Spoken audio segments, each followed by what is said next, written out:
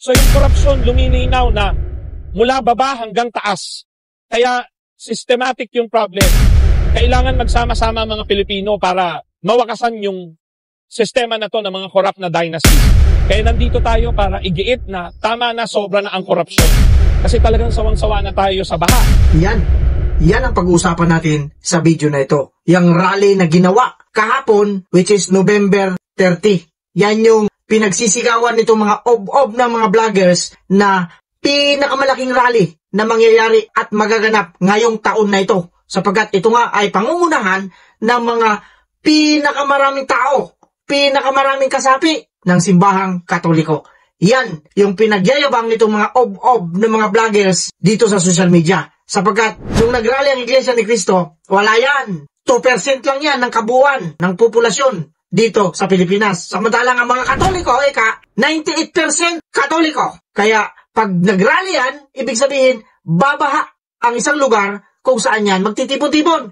Ito yung pag-uusapan natin ngayon kasi mukhang hindi naging makatotohanan yung mga iniisip nila at yung mga sinasabi nila. Pero bago yan, syempre, nais ko munang bumati sa ating mga subscribers, mga viewers, silent viewers, at syempre pa sa ating mga suking commenters dyan sa baba. At of course, hindi natin makakalimutan dito yung ating mga bashers. Mga bashers, lagi natin sinasabi dito, gamitin din ninyo yung karapatan bilang isang mamamayang Pilipino kung kayo nga ba ay Pilipino. Pero kung mga alien kayo, mag-comment pa rin kayo dyan kasi malalaman naman namin yung mga comment ninyo sa pamamagitan ng pagtingin kung talagang alien kayo kaya Pilipino kayo. Ganun pa ba? Kagaya ng sinasabi natin dito noong nakaraang linggo sapagkat sinabi natin, ipinaalam natin dito na mayroon tayong gagawin sa ating programa. Pero bago yan, syempre, bibitirin ko muna kayo sapagkat gusto kong batiin itong mga nagpa-shoutout. Simula nung nag-post tayo kahapon tungkol doon kay Mema Ob-Ob, na buti nga sa kanya, Miri Sigaba. Ang dami pong nag-comment, ang dami pong nagpa-shoutout at maraming salamat po sa inyong lahat, sa lahat po ng suporta ninyo. Kaya dito po, isa-shoutout ko lang ito, first come, first serve po tayo. Kaya pasensya na po doon sa hindi ko mabanggit. Alam naman po ninyo na hindi ko kayang banggitin lahat kayo dito sa isang programa natin, sa isang video natin, sapagkat kung babanggitin ko po ito, mauubos po yung oras natin. Kaka-shoutout lang. Hindi tayo magkakaroon dito ng magandang content.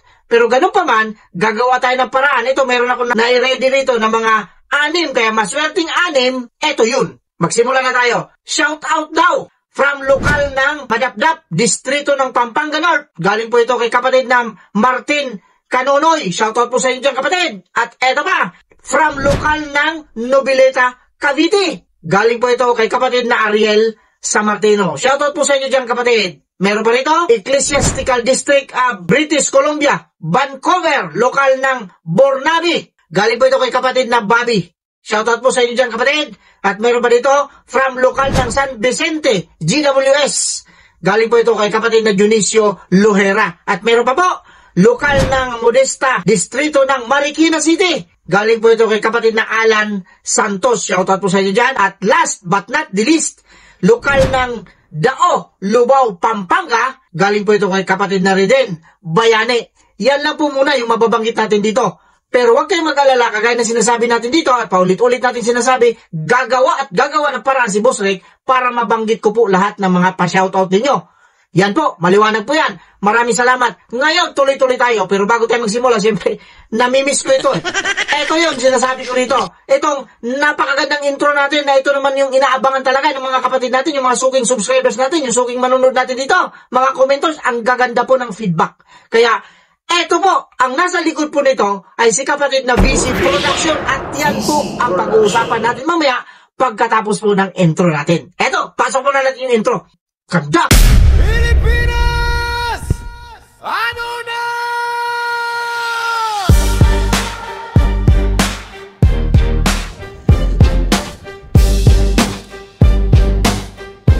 Ano na? Andito na si Boss Rick, nakatingin, nakabantay. O vloggers, huwag sanang magkamali. Makinig kayo, bawat salita, bawat galaw, nakikita na susubaybayan. Di bago sa amin ang paninira, pero tandaan, Boss Rick lang ang katapat nyo. Kahit sino at kahit kanino, walang makakalusot. Klaro yan! Bawat kilos nyo ay nasusubaybayan, walang makakalusot. O vloggers, isipin ang bawat pahayag, katotohanan ay may timbang. Di basta-basta mawawala lahat ng galaw nyo. Boss Rick ang nakamasid. Tandaan, Boss Rick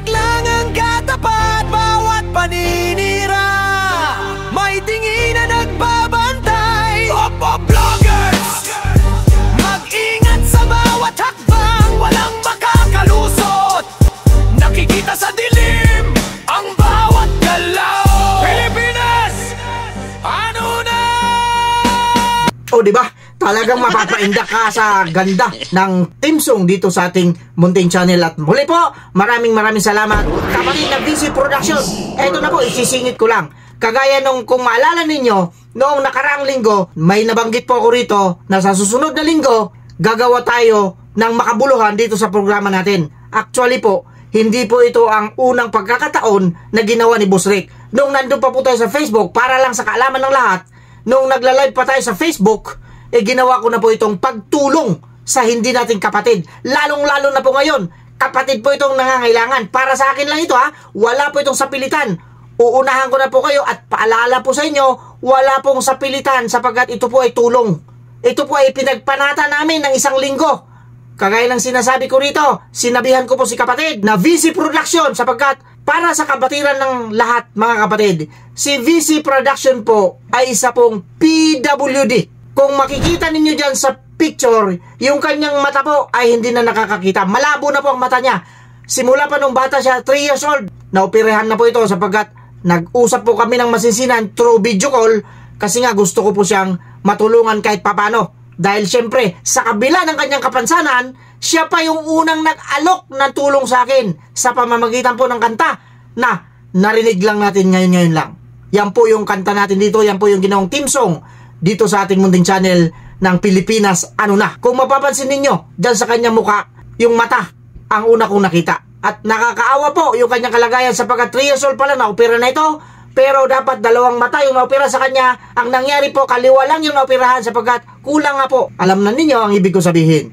Ngayon, yung kanyang mata sa kanan ay medyo hindi na po nakakakita yan. Kaya pag nagsa-cellphone po siya, napakalapit po sa kanyang mata. Sa kanyang muka ang cellphone na ginagamit. At humanga po tayo rito lalo pa sa kanya sapagkat nagawa niya yung bagay na kung isipin lamang natin ay hindi niya kayang gawin. Siyempre, kaanib po ito sa Iglesia ni Cristo at masigla po itong kaanib sa Iglesia ni Cristo. Siya po ay nakatala sa lokal ng... Nasaan na kaya yung listahan ko rito? Yung lokal niya. Lokal, nasaan ka? Lokal ni VC Production. Nawala yung lokal niya kung saan ko na sulat yun. Ang kanyang lokal po ay doon sa... Nakalimutan ko lang po. Hindi ko nasulat dito. Basta nandun po siya sa Bicol Region. Pwede po ninyo... Ganito po ang gusto kong ipaabot sa inyo rito. Nangihingi po. Ako po ako mismo ito. Hindi siya Ako po ang nag-alok Kasi po, ito ay gawain ko na po noon pa nung nasa Facebook pa ko. Kagaya ng sinabi ko rito. Kung mamarapatin lamang po ninyo, mga kapatid, mga kababayan at mga boss. Kusang loob na tulong po ito Hindi po dapat napipilitan lamang. Ito po ay pinagpanata namin. Kung hindi naman po ipagkakasala, kung hindi naman po labag sa kalooban ng ating Panginoong Diyos, gagawin po natin ito. Ang pagtulong naman po ay walang pinipili. Hindi po ba, mga kapatid, mga kababayan, mga boss? Kahit po magkano, wala pong amount tayong ibinibigay nito. At syempre po, yung tulong na ibibigay ninyo, ito po ang may papayo ko sa inyo para sigurado kayo kasi baka mamaya isipin ninyo, ayan na, nagbibigay na si Boss Rick ng GCash number dyan at syempre namimera na. Yan po ang ayaw natin mangyari dito. Ayaw ko po misinterpret itong programa natin sapagkat hindi po yan ang ugali natin dito. Ang gusto po natin dito, makatulong kahit papano. Walang ibinigay na halaga at ito po ay ako mismo ang nagboluntaryong nag-alok sa kanya kung ano po ang may tutulong ng programa natin dito. Sapagkat kagaya ng sinasabi ko rito, humanga po ako sa kapatid nito. Sa kabila ng kanyang kapansanan, nakagawa pa siya. Siya pa ang unang tumulong sa inyong lingkod. Makikita nyo naman po at narinig ninyo yung kanta po na ginamit natin dito. Siya po ang dahilan. Kung mapapansin niyo yung kanyang mata, ganyan na po talaga yan. Hindi na po, wala na po pag-asa. Sabi nga ng doktor, walang pag-asa. Pero, lagi niya pong naaalala ang pangako ng Panginoong Diyos kay Job at kay Abraham. Hindi po ba si Abraham? Napakatanda na po at pinangakuan siya na magiging ama ng maraming bayan. Pero sa panukat ng tao, malabo na mangyari yun sapagkat si Abraham ay napakatanda na at kanyang asawa pa ay matanda na rin. Bukod sa matanda na, baog pa. Ibig sabihin, pag sinabing baog, hindi na po manganganak yun. Pero ano po ang ginawa ni Abraham? Sumampalataya, nanalig sa Diyos na nangako sa kanya. Eto rin po yung gagawin ngayon ng ating kapatid na si VC Production. Hindi po siya naniniwala sa taong nagsabi na wala na siyang pag-asa para makakita pa. Ang kanyang pananalig, bibigyan pa siya ng ating Panginoong Diyos ng maliwanag, malinaw na paningin. Sa pamamagitan po ninyo, sa pamamagitan po ng programang ito, naway makatulong tayo sa kanya. At ito po ang paalala ko sa inyo, bago po kayo magbigay, mas mabuting tawagan muna ninyo siya. I-confirm ninyo kung talagang siya ba. Kasi baka mamaya, Maraming nagabang dyan, mga abangers dyan, mga scammers dyan. Baka gamitin lang din nila itong tao na ito para sila ay kumita. Pero dito po, sinasabi ko na sa inyo, dito ang programa natin dito, ang Pilipinas, wala po tayong makukuha dyan. Ang gusto po natin dito makatulong, kaya ang tulong po na ibibigay ninyo, direkta po sa kanya. Wala po tayong babanggiting halaga, kung piso man yan. Maraming salamat sapagkat 14,000 na po ang ating subscribers dito. Kung ang bawat isa po, halimbawa lang ito, hindi ko sinasabing magbigay talaga kayo, magbigay lang po tayo ng piso-piso. Magkano na po yun? Hindi po ba magiging 14,000 din yun? Malaking bagay na po sa kanya yun, sa ating kapatid. At kagaya ng sinasabi ko po, bago po kayo magbigay, mas magandang kontakin nyo muna siya. Nandyan naman yung kanyang GCash number. Tawagan po ninyo. At doon sa mga scammers, mag-iingat kayo kasi pag nalaman ni Boss Rek na in-scam pa ninyo itong kapatid namin, na PWD na nga, tapos i-scamin pa ninyo, may kalalagyan kayo, mga hinayupak kayo, mga obob kayo. Ngayon pa lang, sinasabi ko na yun sa inyo. Wala pong ibang hangarin na programang ito, kundi makatulong dito sa kapatid. Lalo na po, PWD po ito. Kaya nasa inyo na po ang desisyon. Wala po sa akin yan. Ako lamang po ay kumakatok sa inyong mga gininto ang puso. Naway, matulungan natin kahit papano itong kapatid na ito at matagal po kami nag-usap nito. Sa totoo lang po wala po talaga siyang hinihingi. Ako po, ang kusang loob na nag-alok sa kanya na kung kinakailangan gamitin itong programa ko para makatulong. At sinabihan ko na nga siya kung anong ginawa ko noon. Ginawa ko nga ito doon sa hindi natin kapanampalataya na isang hindi makalakad, lumpo po yung ating tinulungan noon. Bumaha po na mga nagbigay galing sa ibang bansa. Kung sino-sinong nagbigay, ang problema po, pinasukan ng mga scammer at ang inyong lingkod pa po, si Boss Rek pa, ang naging masama. Yan po ang ayaw kong mangyari dito sa kapatid natin.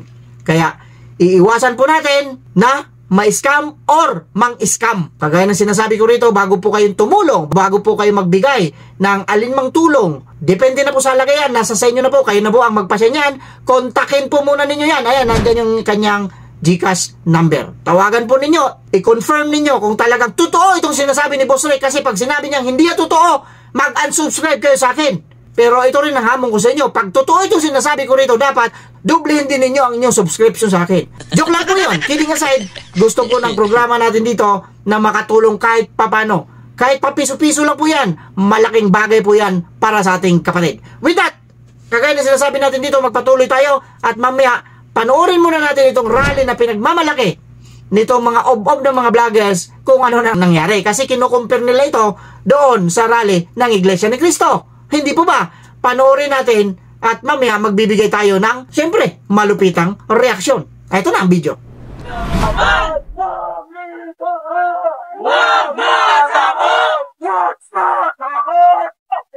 Araw ng manggagawa to, hindi lang urban ko. May dataw na may hinang dataw na...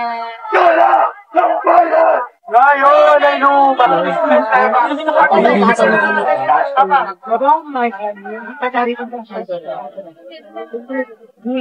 Limang buwan na mula nung pumutok ang flood control scam, wala pa ring nakukulong na malaking tao. Puro meron lang ang naaresto doon sa sinasabi ni Ombudsman Remulla na at least 10% ng Congress ay sangkot sa anomalya sa flood control. Isa pa lang ang may kaso sa pagkakaalam natin at may warrant of arrest. Ang mga senators and congressmen na involved, hanggang ngayon hindi pa rin nakukulong. Kulong na yun!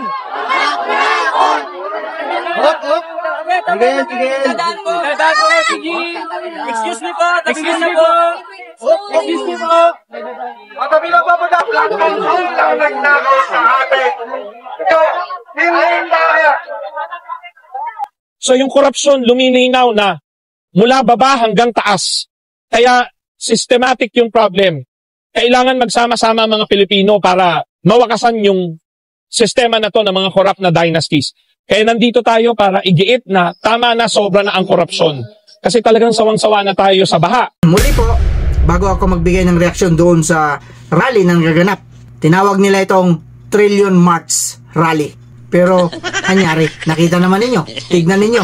Ayan nandyan yung mga pictures na kinuha natin. Reliable source ang mga pinanggalingan yan. GMA7, Billionaire News Channel, kasi mga bias ito pagka Iglesia ni Cristo. Pero pagka hindi Iglesia ni Cristo, ayan, pinapakita rin nila. Pero anong nakikita ninyo? Maraming mga puwang, maraming mga patlang, maraming mga bakante. Ito yung tinutukoy ni Ob-Ob na may mali siya. na nilangaw. Ito yung totoong nilangaw. Itong rally nilang tinatawag nilang Trillion March Rally. Mga ubob kayo, patunayan ninyo na ang Iglesia ni Cristo ay 2% lamang. Sa kabuuan, pinagmamalaki ninyo, 98% kayo, pero tignan ninyo yung rally na ginawa ninyo. Yan kasi iba pag kumilos ang Iglesia ni Cristo, at yan ang hindi ninyo naiintindihan at lalong hindi ninyo maiintindihan kapag hindi kayo nakikinig sa Iglesia ni Cristo. Paano nyo ngayon ipapaliwanag yan? Paki-explain, mga ubob ng mga vloggers, lalo na yung bayot na nagsasabi. Abangan ninyo yung rally na gaganapin sa November 30, yung tinatawag na Trillion March Rally. Babaha ng mga tao. Natatawa ko sa inyo, ang sarap ninyo pag-uumpugin. Fake news kayo. Samantalang yung rally ng Iglesia ni Cristo, punong-puno. Ayan o, nakikita ninyo? Hindi mahulugan ng kahit karayom or mas maliit pa sa karayom. Ano ba yung bagay na mas maliit pa sa karayom? Hindi yan mahulugan. Sapagkat ganon kadami, siksik, liglig at umaapaw. Bakit?